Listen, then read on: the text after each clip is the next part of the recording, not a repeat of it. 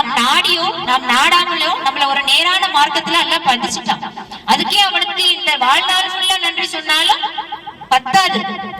அந்த நன்றியை எப்படி அல்லாவுக்கு சொல்றது? அவனை வணங்கி இபாதத் செய்யறது மூலமா தான் அல்லாவுக்கு நன்றி சொல்ல முடியும். அப்படி அவனை மனசுல நினைச்சு நன்றி உணர்வோடு இபாதத் செய்யறவர்களை தான் அல்லாஹ் நாளைக்கு சொர்க்கத்துல கொண்டு போவான். அதான் இந்த குறிப்பிட்ட இந்த இளம் வயதில் அல்லாஹ்வுடைய அச்சம் வர்றது ரொம்ப கஷ்டம். அந்த அச்சத்தை கொண்டு வந்துட்டால் அல்லாஹ் அர்ஷோட நிழல்ல நிக்க வச்சு விசாரிச்சு சொர்க்கம் தரேன்னு சொல்றான். அதற்காகவாது அந்த சொர்க்கத்துக்கு ஆசைப்பட்டு அந்த அர்ஷோட நிழலுக்கு ஆசைப்பட்டு உங்களை இயன்ற அளவு ஸ்கூல் 7 மணிக்கு வராங்க, 6:30 மணிக்கு வராங்க. இங்க இருக்க கல்வியும் முக்கியம் தான். இங்க நம்மளுக்கு அல்லாஹ் சில பொறுப்புகளை கொடுத்திருக்கிறான். இந்த பூமியில வாழ்ற வரைக்கும் சில பொறுப்புகள் இருக்கு. அந்த பொறுப்புகளை நாம் சரிவர செய்யறதுக்கு நம்மளுக்கு கல்வி வேணும். அதற்காக மார்க்கத்தை ஒரேடியா விட்டுட முடியாதுல்ல. உங்களால இயன்ற அளவு அல்லாஹ்வுடன் எவ்வளவு தொடர்புல இருக்க முடியுமோ அவ்வளவு தொடர்புல இருக்கலாம். டைம் இல்லைன்னா சொல்ல முடியாது. ஃபஜ்ர் தொழுவ டைம் இல்லைன்னு சொல்றவங்க யாரு? ஃபஜ்ர் தொழுவ டைம் இல்லைன்னு எப்படி சொல்ல முடியும்? எத்தனை மணிக்கு ஃபஜ்ர் தொழுகை? ஃபஜ்ர் தொழுகை எத்தனை மணிக்கு நம்ம ஊர்ல பாய்ஸ்? அதுவே நிறைய பேருக்கு தெரியல. போனா தானே தெரியும் மேம். 5:10 சரி 5 to 5:10 5:15 வச்சுக்கோங்க. எப்படி டைம் இல்ல? எப்படி டைம் இல்லாம போகும்? அன்பாவையா ஸ்கூல் எந்த ஸ்கூல் வைக்கிறாங்க? ஃபஜ்ர் டைமுக்கு வைக்கிறாங்களா? ஃபஜ்ர் டைமுக்கு ஸ்கூல் வைக்கிறாங்க. 6:30 தானே உங்க ஸ்கூல்?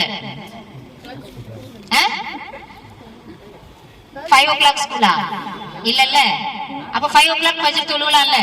சரி லோஹர் அசர் போயிடுது ஸ்கூல்ல, பிரச்சனை இல்லை. மக்ரிப் வந்துடுறோமா? அது அசருக்கு நிறைய பேர் வந்துடுறீங்க. கிடைச்சப்ப தொழுது, அதான் பிரச்சனை. சரி அல்லாஹ் கிட்ட நாளைக்கு சொல்லிக்கலாம். நான் எவ்வளவு முயற்சி செஞ்சேன், லோஹர் தொழுவ விடல, அசர் தொழுவ விடல, அதனால நான் வீட்டுக்கு வந்து மக்ரிப் தொழுத, இஷா தொழுத. அல்லாஹ் கருணையாளன். ஏதாவது பேசுறதுக்கு ஒரு வாய்ப்பு இருக்கு. வந்து நீ மக்ரிபும் தொழுவல, இஷாவும் தொழுவல, அப்புறம் எப்படி அல்லாஹ் இடத்துல போய் பேசுறது? என்ன சொல்றது? என்ன கேள்வி கேட்டா என்ன பதில் வச்சிருக்கிற சொல்றதுக்கு? எந்த சாக்கு போக்கும் சொல்ல முடியாது. போய் பேசுறதுக்கு நாக்கு வராது. அல்லாஹ் புட்டு போட்டுடுவான். அப்ப எப்படி என்ன பண்ண முடியும்? அமல்கள் மட்டும் தானே அன்னைக்கு பேசும் நம்மளுக்கு. அப்ப அந்த அமல்கள் என்ன இருக்கு? ஓத முடியாது, டைம் இல்ல. எப்படி இல்ல? எப்படி இல்ல? ஒரு 2 லைன் ஓத முடியாது, ஒரு 3 லைன் ஓத முடியாது. அப்படி சொல்றதுனால ஒரு முஸ்தாபியை போட்டு டெய்லி வந்து ஓது 2 லைன். இன்னும் எவ்வளவு பண்றது? அதுக்கு என்ன கஷ்டம்? எனக்கு எக்ஸாம் இருக்கு, என்ன இப்ப போய் கூப்பிடுறீங்க, நான் அப்புறம் வந்து ஓதுறேன். முதல்ல அவனை கூப்பிடு, முதல்ல இவளை கூப்பிடு. எதுக்கு? முந்திக்கணுமா இல்லையா? உங்க அமல்களை உங்களுக்கு அமல்களை பண்றதுக்கு முந்திக்கணுமா இல்லையா? எதுக்கு எக்ஸ்கியூஸ் பண்ணிக்கிட்டே இருக்கீங்க? இகாமத் சொல்ல சொன்னா அவ்வளவு கஷ்டம், தொழு வைக்க சொன்னா அவ்வளவு கஷ்டம். இதோட நன்மைகள் எல்லாம் இதுதானே மார்க்கத்தோட ஒன்றே இருக்கிறது. ஏன் அவ்வளவு கஷ்டம், அவ்வளவு கோவம் இன்னைக்கு தொழு வைக்க சொன்னா? ஏன் எங்களை தொழு வைக்க சொல்றீங்க? அவன் தொழு வச்சானா, இவன் தொழு வச்சானா? போட்டி போட்டு உங்களுக்கு எப்படி ரசூல் ஸல்லல்லாஹு அலைஹி வஸல்லம் நமக்கு வழிமுறை காட்டியிருக்காங்க. எல்லாரும் வருவாங்க, குலுக்கி போட்டு பேர் எடுக்கிற அளவுக்கு ஆயிடும். அதோட நன்மை தெரிஞ்சா நீங்க அப்படி இருப்பீங்க. அப்படி எல்லாம் அதை பத்தி சொல்லும் போது ஒரு ஜமாத் தொழுகைக்கு இமாமத் செய்யறதுக்கு முன்னுக்கு வரல, எப்படி அல்லாஹ்வுடைய அர்ஷோட நிழலை பெற்றுக் கொள்றது நம்ம நாளைக்கு? இங்க வந்தா ஜமாத் தொழுகையில தொழுகணும்னு அப்படி பொறுமையா வர்றது கேர்ள்ஸ்.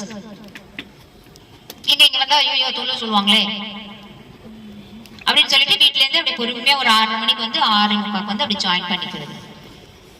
இல்ல தொழு வைக்க சொல்லுவாங்களேன்னு பயம். அதுக்காக இப்ப அதையும் டைம் டேபிள் போடு, டெய்லி ஒருத்தனை தொழு சொல்லு, தொழு வைக்க சொல்லு, டெய்லி ஒருத்தர் தொழு வைக்க சொல்லு. இன்னும் இதெல்லாம் பண்ணி பண்ணி உங்களை நாங்க மாத்தத்துல பிடிச்சி இழுக்க நெஞ்சில உங்களுக்கு அல்லாஹ்வுடைய இறையச்சம் இல்ல, தக்வா இல்லைன்னா இந்த அமல்கள் எல்லாம் எங்களுக்கு பயந்து செஞ்சு என்ன ஃபாய்தா, என்ன பிரயோஜனம்? எங்களுக்கு பயந்து இபாதத் செஞ்சு என்ன பிரயோஜனம்? அல்லாஹ்வுடைய இறையச்சத்தை மனசுல வச்சுட்டு செஞ்சாதானே அது நாளைக்கு மறுமையில பயன் தரக்கூடியதாக இருக்கும்.